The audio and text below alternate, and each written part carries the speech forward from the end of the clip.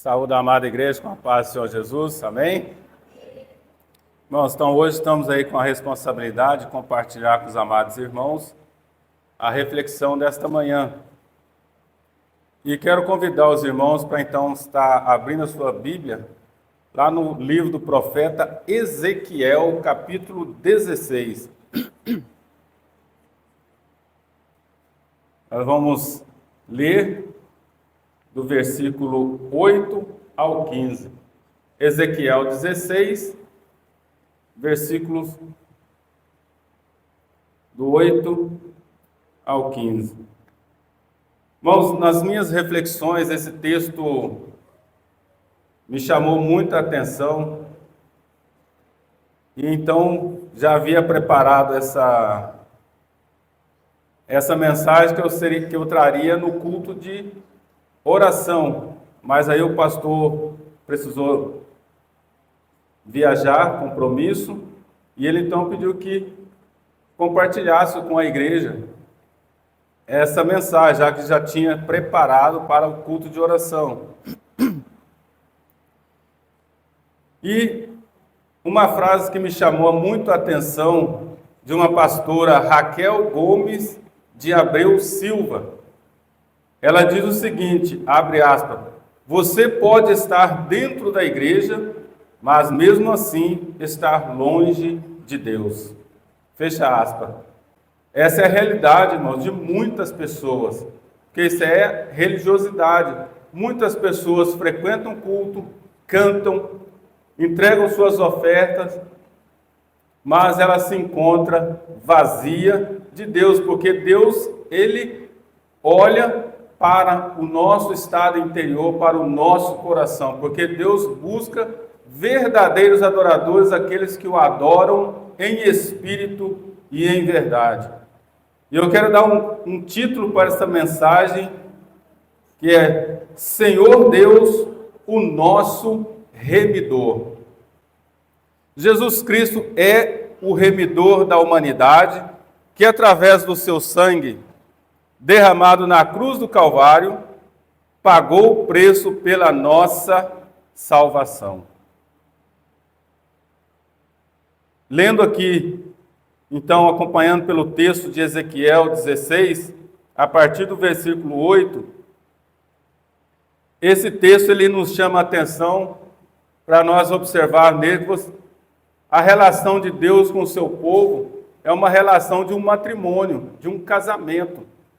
Por isso, o casamento é uma instituição muito importante aos olhos de Deus, porque a família, ela é a célula máter da sociedade, ela é a espinha dorsal da sociedade, visto que Deus tem essa relação com o seu povo. E ele começa dizendo, e passando eu junto de ti, vi-te, e eis que o teu tempo era tempo de amores, e estendi sobre ti a aba do meu manto, e cobri a tua nudez, e dei-te juramento, e entrei em aliança contigo, diz o Senhor Deus, e tu ficaste sendo minha. Esse mesmo texto aqui é a história de Ruth. Esse versículo. Boaz, ali, era o remidor de Ruth. Então te lavei com água, e te enxuguei do teu sangue, e te ungi com óleo, e te vesti com roupas bordadas, e te calcei com pele de texugo, e te cingi com linho fino, e te cobri de seda, e te enfeitei com adornos, e te pus braceletes nas mãos, e um colar ao redor do teu pescoço, e te pus um pendente na testa, e brincos nas orelhas, e uma coroa de glória na sua cabeça. E assim foste ornada de ouro e prata, e o teu vestido foi de linho fino, e de seda e de bordados, nutriste de flor de farinha, e mel e azeite, e foste formosa em extremo, e foste próspera. Guarde bem essa frase aqui no finalzinho. Até chegares à realeza. E correu de ti a tua fama entre os gentios, por causa da tua formosura, pois era perfeita, por causa da minha glória que eu pusera em ti. Grave essa frase. Por causa da minha glória que eu pusera em ti, diz o Senhor Deus, mas confiaste na tua formosura, e te corrompeste por causa da tua fama, e prostituístes a todo o que passava para seres dele. Maravilhoso Deus, bendito e glorioso Senhor, esta é a tua palavra. Ela é completa, suficiente para falar aos nossos corações. E nós te pedimos humildemente que o Senhor fale a cada um de nós, pelo poder dos céus, pelo poder do teu Espírito, nos instruindo, nos ensinando, nos corrigindo, nos dirigindo, para que toda a glória e excelência do poder seja tua. E aqueles que, porventura, acompanharão pelas redes sociais, através da internet, que o Espírito do Senhor possa levá-los cativos debaixo o poder e a autoridade do nome de Jesus, para que, ouvindo, permaneça até o fim, e ouvindo que a palavra é dentro de seus corações e produza vida, vida transformadora, renovação e salvação em Cristo Jesus, pois essa é a nossa oração, o fazemos em nome de Jesus. Amém. O autor, identificado como Ezequiel, o filho de Buzi, um membro da família sacerdotal dos Sadoqueus, ministrou durante os mais terríveis dias da história de Judá. Data: a época provável é 587 a.C. Qual é o propósito dessa mensagem para mim e para você, por aqueles que acompanham pelas redes sociais? Mostrar à igreja que somente Deus pode conceder a remissão. Destinatário: Igreja Batista da Barreirinha, e aos que acompanham pela internet através das plataformas do YouTube, Instagram e Facebook. Vamos à aplicação deste texto para cada um de nós. Senhor Deus, Ele é intitulado como nosso remidor, é aquele que pode conceder a remissão. Eu preciso entender o que é o remidor. O remidor é aquele que resgata, liberta ou compra de volta ou alguém, pagando um preço para livrar de uma dívida, escravidão ou condenação. Esse é o papel do remidor. E qual é o requisito para ser um remidor? Não poderia ser qualquer pessoa. Primeiro, tem que ser um parente próximo, o Goel. No hebraico, o remidor era conhecido como Goel, alguém próximo com direito e dever de resgate. Por isso não pode ser qualquer pessoa, não pode nem ser um bilionário, mesmo que tenha recurso, porque a lei exige que tenha que ser um parente próximo com direito e dever de resgate. Segundo, a ação do resgate. O remidor pagava o preço. E qual o preço do resgate? O valor de uma alma, ela é inestimável e eterna, superior a todas as riquezas do mundo. Somente o Senhor Jesus Cristo pôde pagar o valor da alma, pois nenhum recurso humano é suficiente para redimi-la da morte espiritual. Jesus Cristo é o remidor da humanidade, que através do seu sangue derramado na cruz, pagou o preço pela nossa salvação, libertando-nos da condenação eterna. A remissão, ela exige exclusividade. Vejamos o que declara as Escrituras Sagradas. E em nenhum outro há salvação, Porque também debaixo do céu nenhum outro nome há dado entre os homens pelo qual devamos ser salvos. Atos capítulo 4, versículo 12. Então há uma exclusividade, não tem exceção, não tem jeitinho brasileiro. A salvação é exclusividade daquele que tem o dever, a responsabilidade e o direito de resgatar, senão o Filho do Deus vivo. Essas são as condições. E talvez você possa fazer a pergunta, e as pessoas fazem muito essas perguntas. Por que eu preciso de um remidor? Por causa da corrupção da natureza humana, que trouxe ao mesmo tempo morte natural e espiritual. A remissão, que é o perdão ou o cancelamento de uma dívida, só pode ser concedida pelo Deus eterno. É prerrogativa dele e ele não entregou a ninguém, nem a anjos e a mais ninguém, senão a ele, o único que pode conceder, olhando os méritos do seu Filho na cruz. Concede ao pecador perdido a remissão, a salvação eterna. Porque a palavra de Deus assim declara: porque todos pecaram e destituídos estão da glória de Deus. A humanidade, ela se encontra afastada da glória de Deus. E essa glória foi perdida quando o pecado entrou no mundo. Está lá registrado em Romanos, capítulo 3, versículo 23. Então não há nada que o ser humano possa fazer para pagar o preço pelo resgate.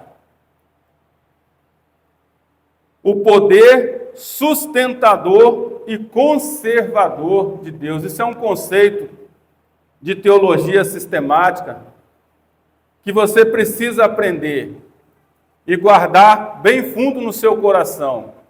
Você só está aqui por causa do poder sustentador e conservador de Deus. Se Deus retirar o seu poder e o sustento do Sol, os 8 planetas congelariam e se perderiam na imensidão do universo. Esse é apenas um vislumbre do que é o poder de Deus.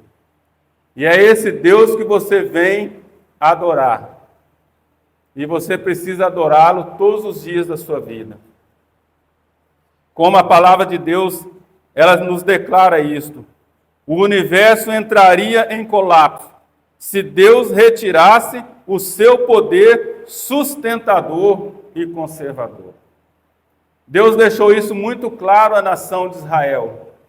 E ele instruiu a Moisés para que falasse ao povo: diga ao povo que quando eles entrarem na terra prometida, morarem em casas que não edificaram, beberem das águas dos poços que eles não cavaram, comerem das árvores frutíferas que eles não plantaram, e quando se multiplicar os seus gado, a sua fazenda, e eles enriquecerem, todavia não te esqueça do Senhor que os tirou da terra do Egito, da casa da servidão.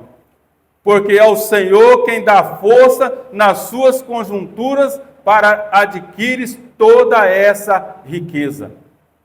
Sem Ele, você não é nada, você não tem nada.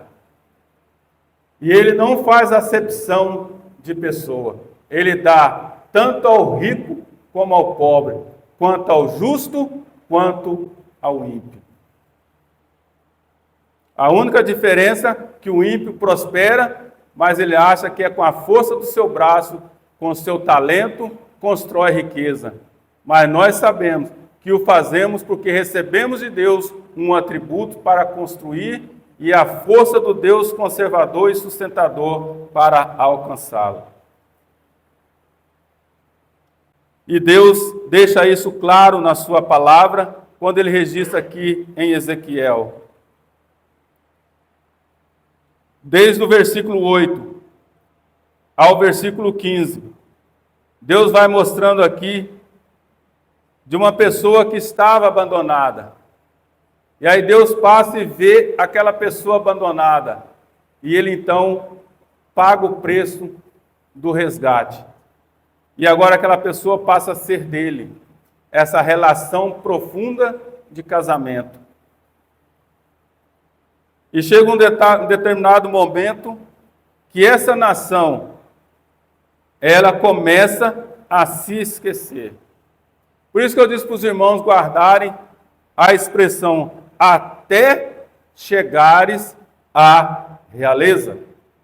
Quantas pessoas, quando não tinha nada, buscava de Deus, orava, vinha à igreja, mas quando elas prosperaram, enriqueceram, agora não preciso mais dele, porque a minha alma está abastada. Ela acha que não precisa mais de Deus. Por isso que Deus está dizendo aqui, até chegares à realeza. E muitos aqui chegaram à realeza. Que a palavra de Deus diz que nós estávamos mortos em pecados e delitos. Deus nos comprou e nos deu um nome. E agora nós somos chamados pelo seu nome, que é Santo.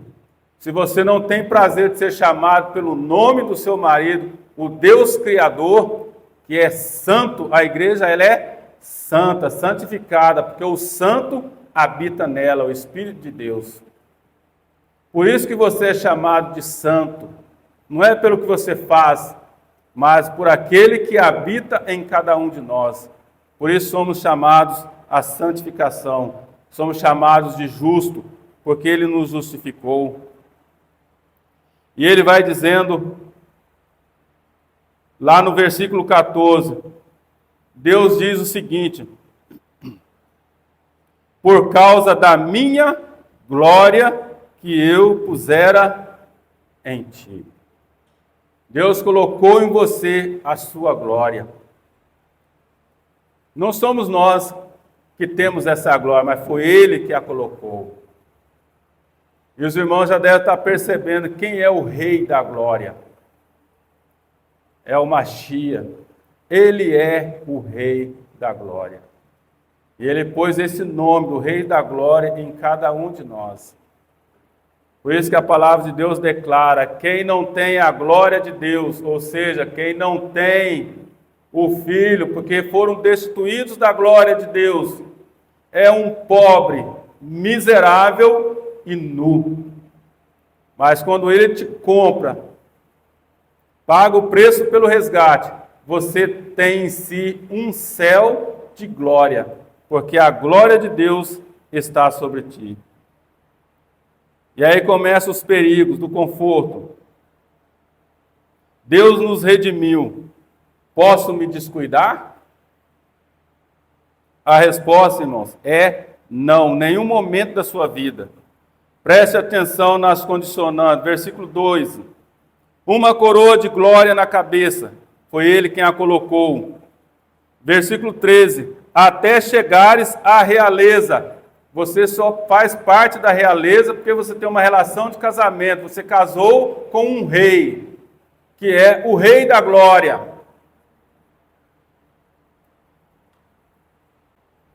Por causa da glória de Deus que está em nós. Porque o Espírito de Deus habita em nós. E esse poder sustentador e conservador de Deus opera em nossas vidas. Dar permissão para relaxar a atenção, negligenciar cuidados pessoais, diminuir o zelo com algo ou deixar de ser precavido é extremamente perigoso. Não vá pelo caminho mais fácil. As palavras populares, todo mundo faz, não dá nada. Eu não preciso. Eu posso fazer isso em casa. São questionamentos perigosos. Muitos fizeram isso e onde eles estão? Longe, em outras vidas. A pessoa acha que está até melhor. Ela está melhor, como um amigo meu falou, eu estou melhor. Você, olhando na perspectiva humana, no relativismo humano, na horizontal, pelo um pensamento secular, você realmente está melhor do que eu. Financeiramente, você está mais rico. Mas espiritualmente, você é um pobre, miserável e nu. Porque você não tem a coroa da glória na tua vida. Porque isso é o que importa nessa vida. Os filósofos já declararam isso. E eles percebem muito mais do que muitos crentes. E eles a chamam de o véu de Maia. A ilusão do mundo. Eclesiastes fala muito da ilusão do mundo. Ele chama de vaidade. Vaidade de vaidade. Tudo é vaidade. Dependendo do autor que você lê, você vai chegar à mesma conclusão de Romanos 3:23, destituídos da glória de Deus. Por isso que agora há um véu que não deixa ver. E aí você só consegue ver o mundo físico, o secular, as riquezas, as prosperidades. Tudo que o mundo oferece é ruim? Não é ruim. O perigoso é você esquecer do principal, de onde você vê que você tem uma alma, um ser metafísico, que vai prestar conta ao Criador. Isso aconteceu com Israel e Judá.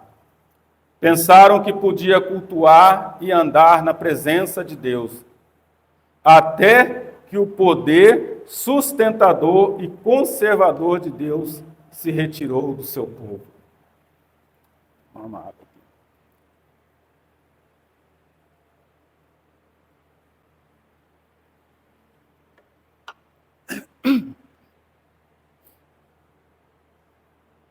Porque eles tiveram esses pensamentos, chegaram à realeza, prosperaram, construíram o templo. Eles tinham os sacerdotes, tinham os profetas, mas pensaram que podiam cultuar ao Criador do seu jeito. Veja lá que diz em Números 14:9. Tão somente não sejais rebeldes contra o Senhor e não temais o povo dessa terra. Porquanto, como pão, os podemos devorar. Retirou-se dele o seu amparo.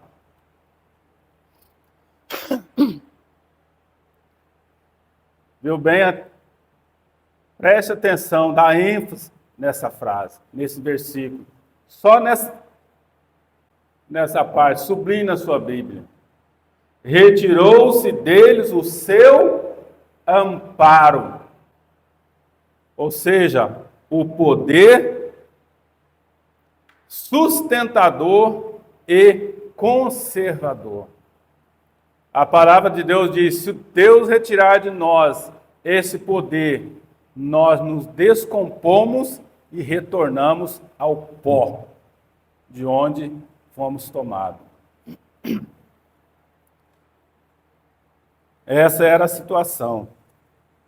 E pode ser a situação de muitas pessoas.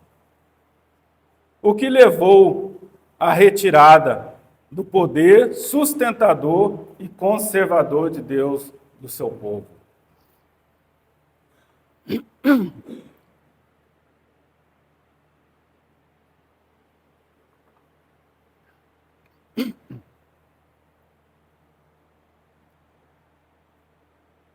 Eu disse para os irmãos pensarem com bastante atenção no versículo 13, até chegares à realeza. E o pecado que aflora quando você está na realeza, está por cima, é a soberba. arrogância, orgulho excessivo e um sentimento de superioridade. E qual a consequência dessa soberba? Quando Deus mostra para eles, quando eles chegam à realeza, o perigo do pecado da soberba. A soberba levou o povo de Israel à idolatria, a procurar os seus amantes, outros deuses, cultos pagão. O pastor citou domingo passado aqui que algumas igrejas fazem esse tipo de culto. Aquilo ali vem do paganismo. Aquele tipo de culto, onde é feito um caminho de sal grosso para as pessoas passarem. Isso vem do paganismo. Culto pagão. E muitos outros que exigem por aí. É só você acessar as redes sociais. Sacrifícios humanos. Passar pelo fogo. Eles faziam isso. E a igreja fazem? Fazem. Em determinados lugares, dependendo do que você contribui, do que você participa, você está contribuindo para que esse sacrifício continue. Isso é uma entrevista do diretor Mel Gibson, numa entrevista a um repórter de uma televisão. Ele fala desse culto. Só mudou o altar. Antes era daquela forma. Hoje é mais sutil, é mais velado, é mais escondido. De vez em quando Deus traz na luz e a gente fica sabendo, como outra vez eu falei para os irmãos, daquela ilha. E ali tinha pessoas cristãs que participavam. Por que elas, sendo cristãs, estavam participando? Como diz o autor de Teologia Sistemática, não há outra resposta senão que Deus retirou dele o seu poder sustentador e conservador. É o que faz a pessoa sempre olhar na vertical, para o eterno, porque é dele que vem todo o sustento. Quando ele esquece isso, porque está na realeza, a lei não pode chegar até ele, aí ele faz essas práticas. E no versículo 22,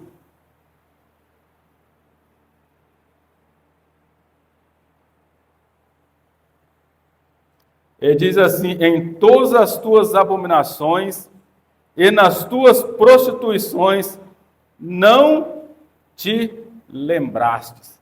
Esqueceu. Quantos já não esqueceram a sua origem? Qual era a nossa origem anterior? Mortos em pecados e delitos. Não tinha um nome. Era gentio, pagão, prostituta. Esses eram os nomes que eram nossos. Mas Deus nos comprou e nos deu um nome. E agora nós somos da realeza. Dos dias da tua mocidade, quando tu estava nua e descoberta e envolvida no teu sangue. Nós estávamos nus, destituídos da glória de Deus. Então essa era a situação do povo. Então Deus traz a sua memória e Deus traz a memória da igreja. Se você se esquecer de onde você foi tirado, a soberba se apodera do seu coração, porque a soberba está dentro de nós, são as vaidades da natureza humana, está dentro de nós, são as obras da carne. Concluindo, irmãos, essa então era a situação da nação. E o mais interessante que chama a atenção, Ezequiel era um sacerdote muito zeloso, dedicado. Ele era de uma família tradicional de sacerdotes, dos saduqueus, das mais tradicionais da nação de Judá. Eles podiam dizer que era da elite da nação. E ele fazia tudo certinho, o culto. Preparava todo aquele cerimonial, a Páscoa, todos aqueles cultos que eram previstos na lei. Mas quando Deus descortina os seus olhos e mostra para ele a glória de Deus, e aí ele vê. Ezequiel 22:30.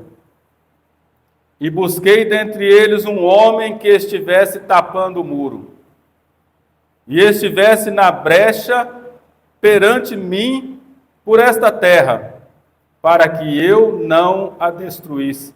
Porém, não achei ninguém. Ezequiel 22:30. Nem o sacerdote, com todo esse zelo. Deus diz que não achei ninguém. E daqui, irmãos, vem a advertência, a grande responsabilidade para aqueles que são pastores. O cuidado no zelo da pregação.